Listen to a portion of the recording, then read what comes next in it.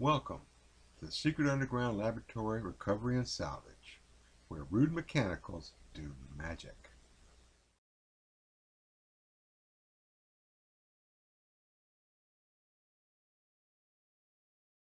Hello, I'm Bronze Age, Director of the Secret Underground Laboratory Recovery and Salvage. And today, we're at the BF bench with the Great Wall of Hammers behind me. And we're going to think about one of the oldest problems in woodworking, which is making a square cut.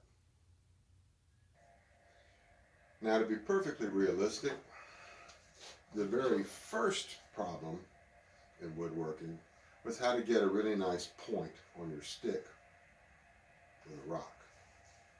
Sawing came along much later.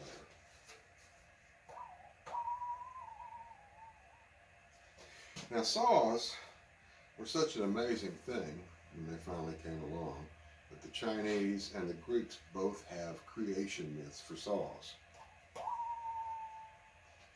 And of course, the first saws were made out of flint stuck into a stick or something, which I can't imagine that working out very well.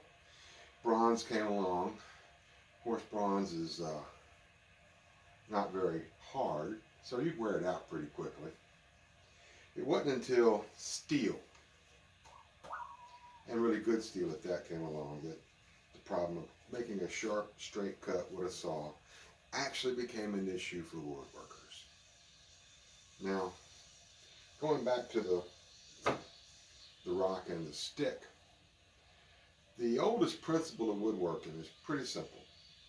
It says that the wood has got to be held still and the blade's got to move. Or the blade can be held still and the wood has to move. But you can't let both move at the same time. And whereas chopping, that wasn't such a big deal, for sawing, holding the wood still while you push the saw across it, or pulled, as the case may be, which really made all the difference in the world as to what kind of a cut you got.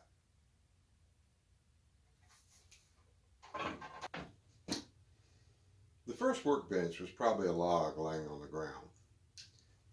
But by the time saws came around, the log had evolved into a real true workbench.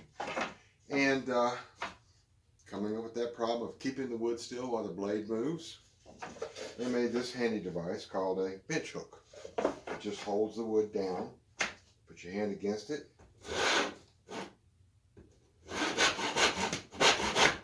and you can make a fairly nice cut like that. Of course, this evolved into a more advanced bench hook,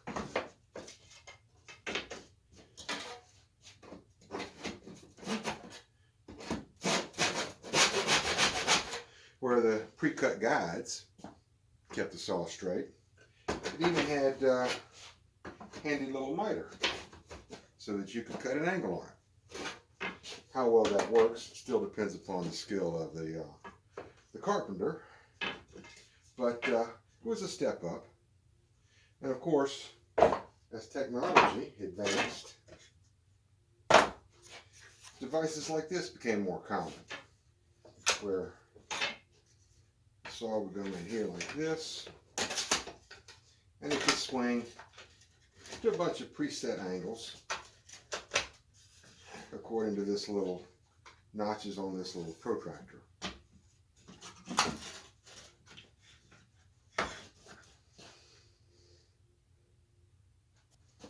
Now, somebody really missed their shot, because this little device here is known as a miter box. And so when the technology was updated to create this thing, instead of calling it the swinging saw angle maker or something else catchy like that, it was called miter box, despite not having any box-like characteristics whatsoever.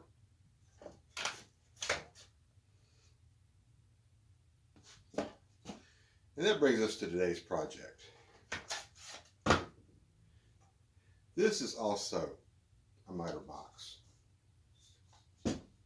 It's missing the table. A piece of the fence is still here. It's made of cast iron. And I believe this is a Miller Falls piece. I have yet to see anything about Miller Falls written on it anywhere. There may have been a label on the wood before. But we'll clean it up. Something may appear. You never know. There's not much to this piece. Take a surviving fence off of it.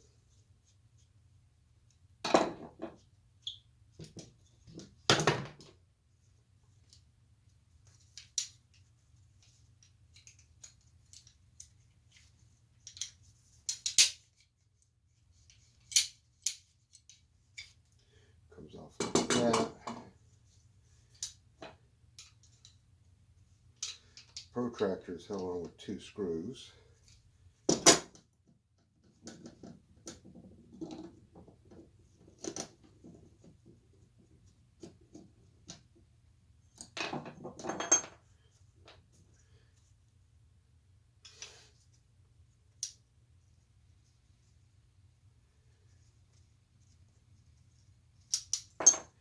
And that's pretty much it for this assembly.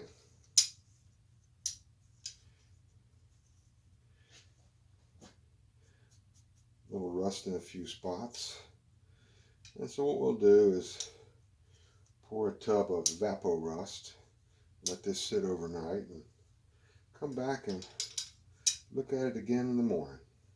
I want to put the blade at the halfway mark. So just a rough eyeball of it. Shows that I start the dado here, and the board will get cut here. Transfer this over.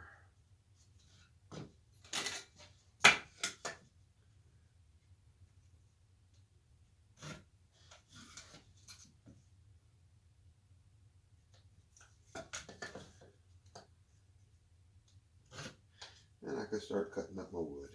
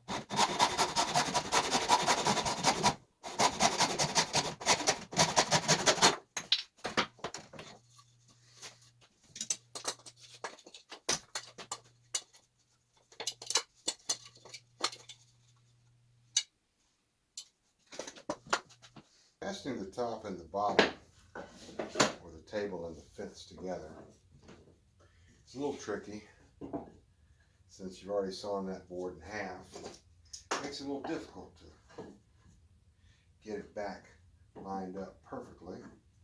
So I'm going to use this piece of milled red oak.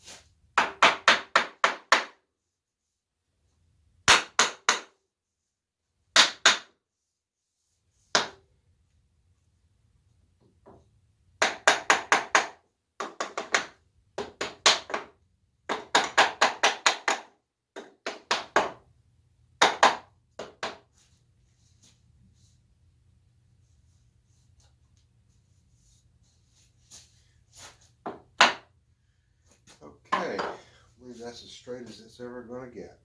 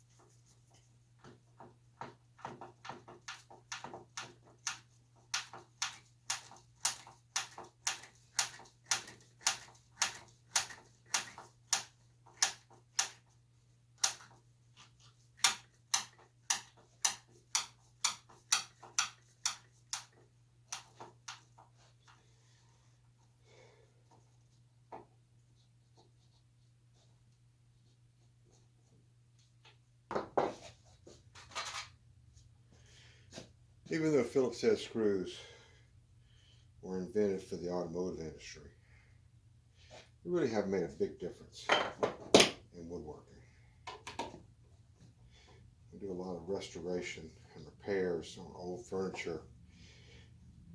And the flathead screws, especially the ones on hinges, are one of the biggest pains to get out and then to install as well without slipping and scratching.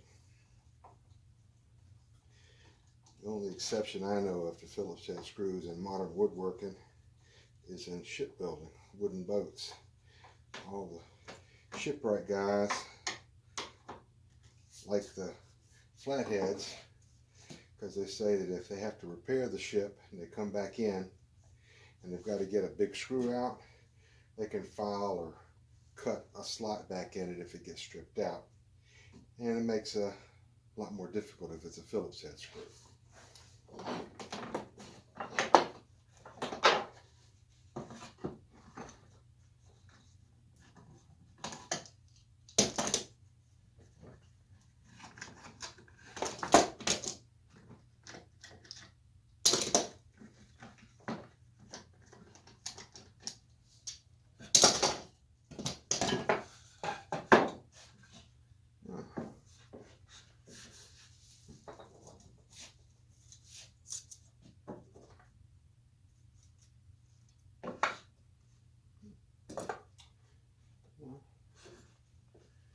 That's one trick that seemed to work well enough, at least within the tolerances of southern yellow pine.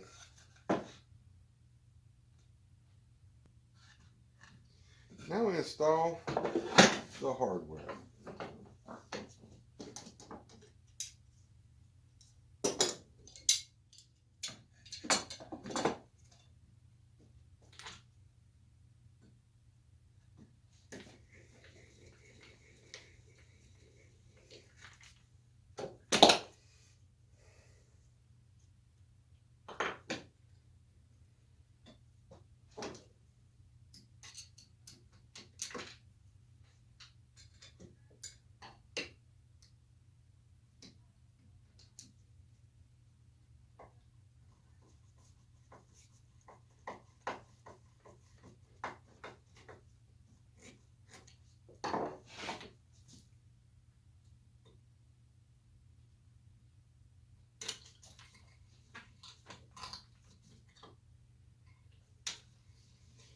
This is a rather small piece here sticking off this little tongue.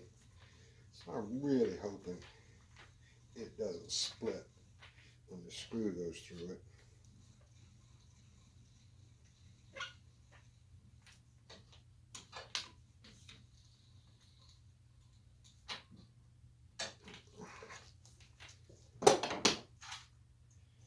Let it cut just barely through the surface there. Screw won't reach that far.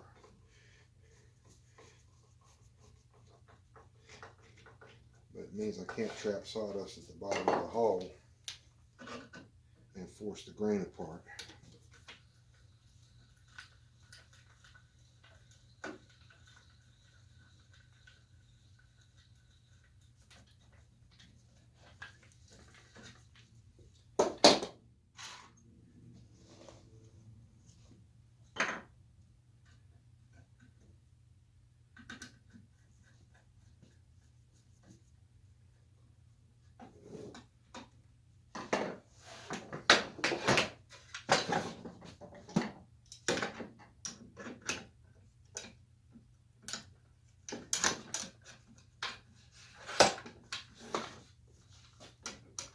There we are.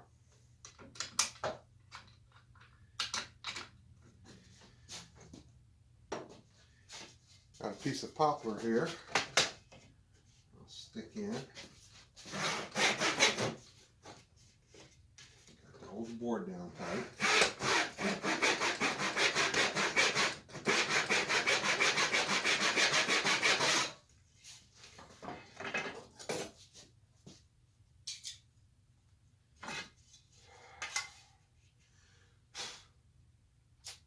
Just a little off. Well, just eyeballing it. Piece is a little under 2 inches wide, and it rises noticeable amount. Less than a 1/16, but that's not really square by anybody's standards.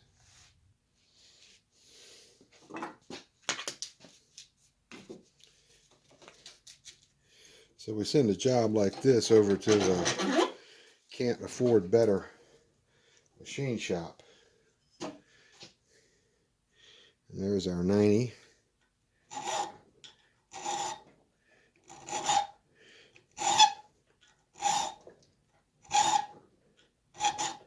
And we push our little notch to the side.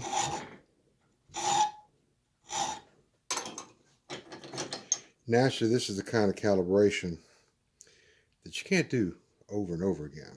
You really need to get it right the first time. And these notches are a little tight. They're not exactly the angle of the file here, which of course is 60 degrees. So now we take it back and try it out.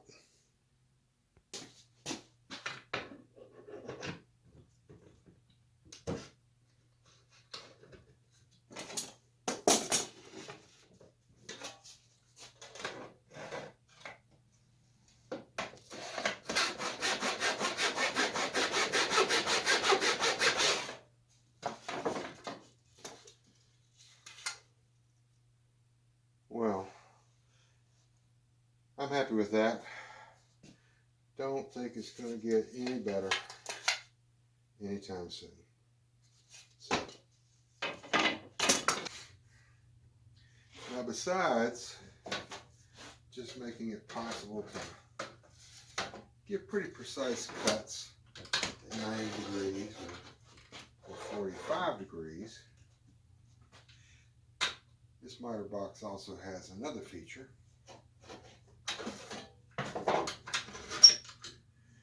This little wing nut right here originally was a lock. As you can see, a piece of the casting is broken off. And what you could do is you could raise it up, and that would limit the depth of your stop. Of course, you can see that didn't last very long. Of course, I don't know how long it lasted. So this is Bronze Age for the Secret Underground Laboratory Recovery and Salvage, and I thank you for watching this video. Appreciate it if you would like, subscribe, even share. Please comment. Any questions are answered. I read all the comments, and I look forward to reading them. Thank you very much.